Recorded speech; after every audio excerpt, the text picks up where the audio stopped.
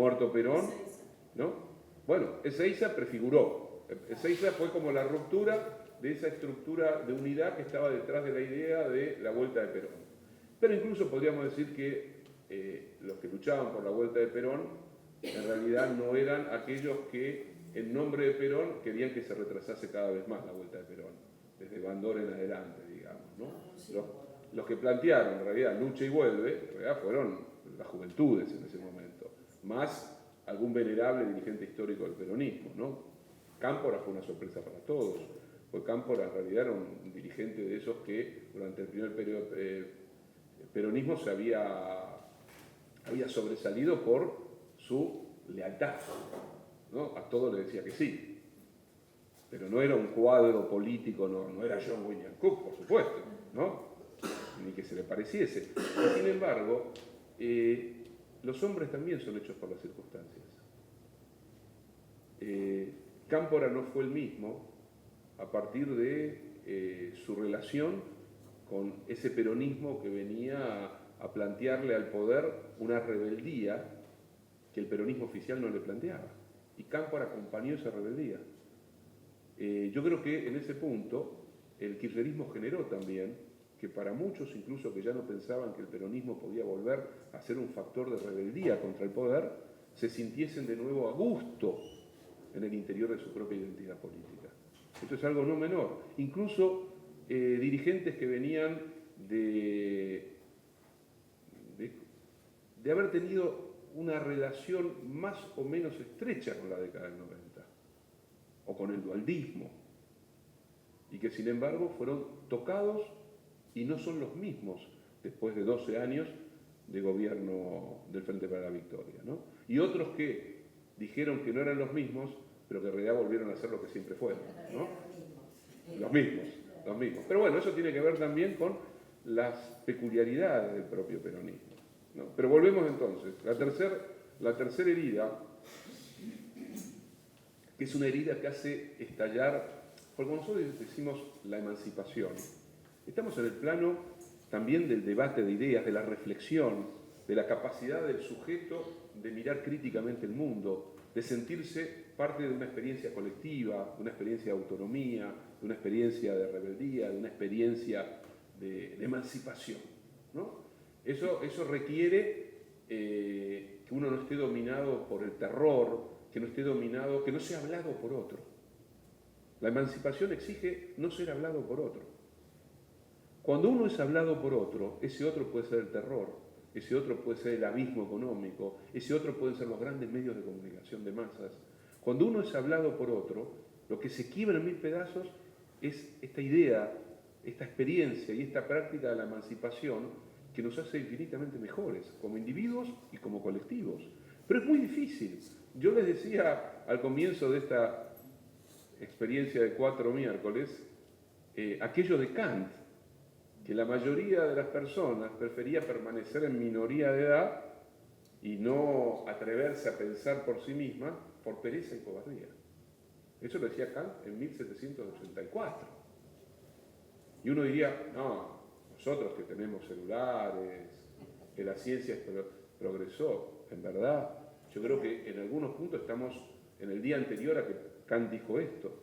Y Kant era más avanzado que la mayoría de nosotros, ¿no? Entonces, esto significa que hay otra forma también de licuar la significación de estas palabras, emancipación, autonomía, la relación entre igualdad y libertad, que es desahuciando intelectualmente a una sociedad. El poder necesita desahuciar intelectualmente a la sociedad, necesita machacarla, necesita convertirla en una sociedad de la frase hueca, de la pura espectacularización, del escándalo. Por supuesto que lo maneja mejor, pero esto tiene que ver también con las transformaciones que se han ido operando en el interior de la vida social. Hasta los años 80, más o menos, la televisión, que ocupaba un lugar importante, no ocupaba la totalidad del espacio de la vida de los individuos. Ocupaba un lugar significativo, pero había otras cosas desde el barrio hasta las experiencias de distinto tipo, lo político, lo cultural. Es decir, la sociedad todavía no estaba atrapada en lo que yo llamaría los dispositivos de la imagen. Había otras, ya en un proceso de avance prodigioso, pero en realidad la gran transformación, la gran tecnologización de la vida en términos comunicacionales, en términos de sociedad del espectáculo, comienza en los 90. Comienza en los 90. Ahí es como si ya no tuviésemos esas diferencias, esas diversidades. El centro, digo la televisión, simplemente porque nos entendemos rápidamente si digo la televisión, pero es una estructura mucho más compleja de las tecnologías, de la información, de la comunicación. Sí, pero aunque no fueran monopólicas, no importa que sean monopólicas, ¿no? Podrían no serlo. Hay sociedades donde hay más diversidad y sin embargo la expropiación por parte de este universo comunicacional, informativo, cultural, esta sociedad del espectáculo icónico, absorbe todas las experiencias y construye la experiencia que será el modo a través del cual el resto, todos, hagamos experiencia de la vida. Es decir, cuando la experiencia ya no es propia ni es narrable por cada uno de nosotros, sino cuando está constituida por estos lenguajes de la comunicación. Esto no quiere decir que no haya fisuras, que no haya movimientos disruptivos, por supuesto que los hay, claro que los hay, si no, ni estaríamos hablando esta noche acá y estaríamos todos enchufados mirando la televisión, con los ojos como, ¿se acuerdan? Alguno habrá visto La Naranja Mecánica, clásica película, re prohibida en su momento, y ahora parece un juego de niños, pero la condena de estos violadores seriales, que era una especie de banda juvenil, rockera, neopunk y al mismo tiempo criminal, fue que los hicieron mirar con los ojos abiertos y con gotas que les ponían una y otra vez las mismas escenas que ellos habían cometido y le ponían la música porque utilizaban, me parece que era Beethoven que utilizaban, sí, a Beethoven, pobre Beethoven, utilizaban a Beethoven en cada una de estas fechorías que hacían. Y claro, el personaje principal, un actorazo, hay una transfiguración, él ya ha sido capturado. Y sin embargo, uno intuye hacia el final que algo se rompe, ¿no? Que es una paradoja, a veces un juego dialéctico, ¿no? En este caso, que el peor de todos, porque la verdad que era terrible, sin embargo, quizás guarde la posibilidad de nuestra libertad, rebelándose contra un tipo de pena que en realidad es lo que está viviendo la sociedad sin darse cuenta. Interesante la figura ahí. Pero entonces, esta tercera herida, la herida de la hiperinflación, es como una bomba que sigue estallando. Porque estalla si hay algo, un resto de una memoria viscosa, es el recuerdo que los medios, por supuesto, se dedican siempre a amplificar, que es el recuerdo de la tragedia inflacionaria, ¿no? La inflación es lo peor que le puede pasar a una sociedad. La inflación es lo peor que le pasa a los pobres. Claro, cuando uno lee un editorial de La Nación diciendo estas cosas, o cuando uno escucha a Melconian diciendo estas cosas, al menos si todavía tiene un resto de conciencia crítica, se atreve a sospechar. Si al poder, si a los grandes grupos económicos, si a las grandes cadenas de transmisión de sus ideas, que son los medios, tanto le interesa la inflación como bestia maldita de la economía, es porque están ocultando algo. Están ocultando algo, ¿no? Esto les permite, por supuesto, hablar de metas de inflación, ¿no? O sea, una frase que uno dice, bueno, claro, metas de inflación, no está mal, ¿no? Hay que ver meta de inflación, la vamos bajando, ¿no? No, pero incluso, aunque el problema, ¿saben cuál es nuestra tragedia? En realidad es doble. Si la inflación sigue creciendo, golpea dramáticamente sobre la vida de la mayoría de la sociedad y sobre todo de los que menos tienen. La diferencia es que cuando una inflación crece, pero hay un gobierno que hace crecer los salarios por arriba de la inflación, produce un tipo de alternativa que tiene sus problemas también, pero es de un orden completamente distinta a la de un gobierno que produce la inflación como un modo de distribución regresiva del ingreso, vía devaluación, vía inflación. Lo que hago, la conclusión fue que ese gobierno aumentaba los salarios por encima de la inflación porque roba. Bueno, eso ya es por supuesto. Claro, si pero, no roba tanto. Claro, pero digo, el problema es doble la tragedia. Si aumenta la inflación en condiciones de gobiernos neoliberales, pero si baja la inflación, en realidad lo que logran es estabilizar la economía para que funcione como un aceite perfecto, ¿no? Las ruedas bien aceitadas, el negocio financiero. Las metas de inflación siempre van acompañadas de tasas altas, entrada de capital especulativo, recorren todo el circuito de las ganancias descomunales hasta que se retiran del país cuando, oh sorpresa, estalla la economía, se vuelve a devaluar la moneda, se va para arriba la inflación. Y corralito para que salga la clase media. Y corralito para, en realidad el corralito es para salvar, para proteger la salida de los capitales. El corralito en la Argentina se hizo para proteger a aquellos que tenían que sacar su capital a tiempo.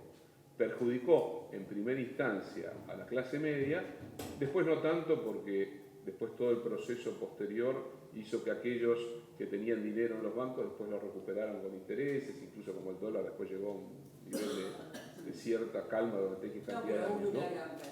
Sí, hubo un sector que perdió, siempre. Un sector grande. Siempre, sobre todo la clase media, media-baja y los trabajadores con poder adquisitivo. En ese tipo, porque, digamos, los sectores más vulnerables pierden todavía en un punto más, porque lo que están perdiendo es la comida directamente. Pero en determinados dispositivos sociales, ciertas crisis golpean más sobre un determinado sector. La famosa crisis de las hipotecas que generó en parte la burbuja y la crisis del 2008 golpeó sobre los sectores medios y los sectores asalariados con acceso a crédito. ¿No? Bueno, pero digo, que fuera un producto de una especulación financiera. Siempre. Hace 40 años, desde que triunfó el proceso de liberalización de las reglas de circulación del capital a nivel mundial, que nuestras sociedades están bajo fuego especulativo. Esto es así. Hemos vivido 12 años escandalosamente inimaginables en ese plano. No se podía tomar té de Ceilán. No se podía tomar, sí, es cierto, ¿no? Que bueno ese seco, ¿no? Pero esto que parece obvio, ya no es obvio. Cuando la conciencia deja de ser reflexiva, no ve, aunque le muestren delante lo que es, lo ve de otro modo. Lo ve de otro modo. O sea, esto es un punto sobre el que hay que insistir todo el tiempo. Hoy la política emancipatoria, la política popular, la política genuina, tiene que trabajar sobre estas nuevas densidades. Los cambios en los paradigmas culturales, los cambios en el vínculo entre los individuos y esta usina de producción de sentido común. El macrismo avanzó sobre esa lógica, trabajó sobre esto que estaba allí, que tiene que ver también con la sociedad de consumo, que tiene que ver con la sociedad del espectáculo, que tiene que ver con las formas a través de las cuales el deseo, que es siempre una construcción fenomenal, porque el deseo es lo que nos permite seguir vivos, se transforma, como diría algún psicoanalista, en un goce ilimitado, tanto si se lo puede realizar como si no se lo puede realizar, ¿no? Es decir, cuando el individuo o los colectivos sociales compran como propio el mecanismo esencial del capitalismo, que es lo ilimitado. Cuando no hay límite. Cuando cualquier límite es antagónico a la libertad del individuo. Algo de esto yo les planteé en algunas reuniones pasadas. Entonces, este es un punto que es fundamental, porque hay un despliegue imaginario, hay una producción de sentido, hay un conflicto en el orden de las significaciones, en el orden de lo que llamamos la realidad. Hay un conflicto ahí. Hay un conflicto, es mucho más real, infinitamente más real, la imagen repetida hasta el hartazgo de los billetes contantes y sonantes de José López, que de todos los miles y miles y miles y miles y miles y miles de millones que andan circulando por los paraísos fiscales. Entonces, para terminar esto, y abrimos una conversación en el último tramo, hubo una elección en Gran Bretaña, va a haber otra elección en noviembre en Estados Unidos, hubo una también en España. Las tres son bastante sintomáticas de algunas cosas que están pasando, ¿no? En Gran Bretaña gana la salida de la Comunidad Europea. ¿Quiénes votan fundamentalmente contra la Comunidad Europea? No los jóvenes, no los jóvenes, sobre todo profesionales, insertados en el mercado de trabajo, muy vinculados al mundo de los servicios, no los servicios, de los servicios, las clases medias, el funcionariato, las profesiones liberales, los trabajadores hiperespecializados e insertos en las nuevas transformaciones tecnológicas. ¿Quiénes votan la salida? Una parte importante de los mayores, masivamente la vieja clase obrera inglesa, de una enorme tradición combativa y que es la base social del laborismo. Por eso hay un gran conflicto ahora y una gran disputa en el Partido Laborista. ¿Quiénes impulsan la salida de la Comunidad Europea? En general, las derechas nacionalistas, xenófobas, racistas, como el equivalente francés sería el Frente Nacional de Le Pen. ¿Qué han hecho las derechas extremas en Europa? Frente a la traición de la socialdemocracia, que se vuelve neoliberal y que avala los ajustes y que avala el debilitamiento y en realidad el desarme del estado de bienestar, que avala el papel de Merkel, de Alemania y de la troika de los bancos y del FMI como los constructores del modelo de ajuste que perjudican fundamentalmente a los trabajadores, a los jubilados. Estoy hablando de la población no migratoria, porque el otro elemento es haber transformado al migrante, y sobre todo si es un migrante del Medio Oriente, en el peligro, el mal, pero también hay otro tipo de migrante. Ahora están pasando cosas tremendas en Inglaterra. Comienzan ya no solamente a diferenciarse de los migrantes periféricos, que Inglaterra está llena, ¿no?, de descendientes de pakistaníes, afganos, indios, sino que ahora los polacos, los ucranianos, los españoles, hay muchísimos, que vinieron a hacer trabajos que los ingleses ya no hacen, ¿no? El racismo se convierte y se metaboliza inmediatamente en un discurso del miedo, que es el discurso de la extrema derecha, que ha tenido la inteligencia de apropiarse de reclamos históricos de los partidos que deberían representar a los trabajadores. Hablan de fortalecer el Estado, hablan de proteger la salud, siempre, por supuesto, para los ciudadanos ingleses o franceses o daneses, blancos, etcétera, etcétera, ¿no? Esto es importante porque, y ahí está la diferencia, para los europeos, la categoría de populismo funciona solo como populismo de derecha. Si el populismo, en realidad, cuando uno dice populismo, está pensando en demagogias de derecha racista, en experiencias nacionalistas fascistoides. Cuando uno le dice, miren que en América Latina el concepto de populismo ha significado otra cosa, ha significado ampliación de ciudadanía, democratización de las sociedades, distribución más equitativa de la riqueza, tanto en su primera expresión, su primer momento histórico, el peronismo, el cardenismo, en parte el varguismo, en parte el movimiento de paz extensoro en Bolivia, y en su segunda gran etapa, sin ninguna duda, en Venezuela, en Ecuador, en Bolivia, en Brasil, en la Argentina, vino a recuperar gran parte de lo que había sido la historia del primer peronismo. Cuando uno les dice que ahí hay un populismo que por comodidad vamos a llamarlo de izquierda, ahí se produce un debate interesante, porque el problema que tienen los europeos es que la defección de la socialdemocracia y la crisis de legitimidad del neoliberalismo, porque el neoliberalismo está produciendo en las sociedades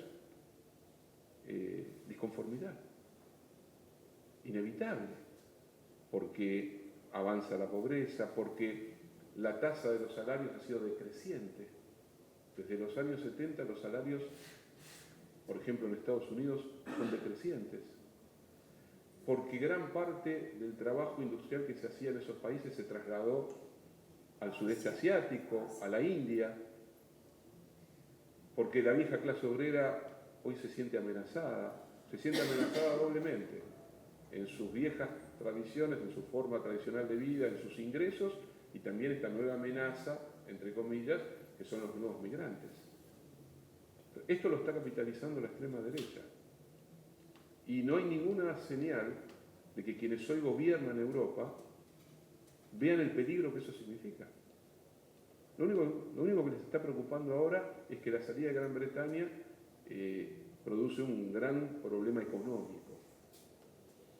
Porque Gran Bretaña es la segunda potencia de Europa y modifica todas las reglas de juego de la Comunidad Europea, que a su vez impacta, como vivimos en un mundo global interrelacionado, impacta la economía global, ¿no? Esto le permite al macrismo decir que, bueno, no hay segundo semestre porque vino el Brexit, ¿no? Bueno, estupidez porque eso es otra cuestión. Pero, y en Estados Unidos puede llegar a ganar Trump. Trump, en realidad, puede llegar a ganar con el voto que tradicionalmente fue voto del Partido Demócrata, que es el voto de los viejos trabajadores estadounidenses. Les doy un ejemplo. Años atrás enseñé durante un semestre en una universidad de Pittsburgh, en la Universidad de Pittsburgh. Pittsburgh fue la gran ciudad de las acerías, de las grandes acerías norteamericanas. Es más, el equipo de fútbol americano lleva el nombre del acero, digamos, ¿no? Enormes empresas, enormes. Es más, Pittsburgh tenía una gran tradición obrera, incluso fue el único lugar de los Estados Unidos durante casi una semana los obreros tomaron el poder y construyeron un soviet en Estados Unidos. Gran parte de la izquierda norteamericana se referenciaba en el mundo obrero de Pittsburgh, ¿no? Digo, Estados Unidos no es solamente Miami, Orlando, digo, hay historias muy importantes, muy significativas. A veces somos un poco limitados al analizar un país tan complejo, ¿no? En la lucha obrera, en la lucha por los derechos civiles, las poblaciones negras, en fin. Y también culturalmente es muy movedizo. Pero es la gran constructora de este mundo horrible que hoy tenemos, ¿no? Ese es otro problema. A partir de los años 80 comenzó el proceso de traslado de esas grandes empresas fuera de Estados Unidos. Era más barato. Claro, la mano de obra era más barata, las condiciones eran mejores y Pittsburgh pasó de ser una ciudad industrial a convertirse en una ciudad de servicios. Hospitales especializados en oncología y universidades. Siempre se convierte en servicio. Claro, pero es es otro mundo. Cambia todo. Cambia la ciudad, cambia el lenguaje de la ciudad, cambian los cuerpos en la ciudad, cambian los vínculos en la ciudad. O sea, el neoliberalismo, y con esto termino, el neoliberalismo, ¿por qué termino con el liberalismo si este era un pequeño curso sobre la emancipación? Porque el neoliberalismo es la estructura antagónica de la emancipación. Porque la emancipación es hija insisto con lo que dije en algún otro momento, del cruce entre la capacidad individual de afirmarse en el espíritu crítico que es capaz de interrogarse a sí mismo y la intervención colectiva que busca transformar la sociedad en beneficio de lo común. El neoliberalismo es el fin de la capacidad reflexiva del individuo y al mismo tiempo la destrucción de lo común. Por eso la necesidad de defender la emancipación. Hasta acá llegué, ahora se lo dejo a ustedes.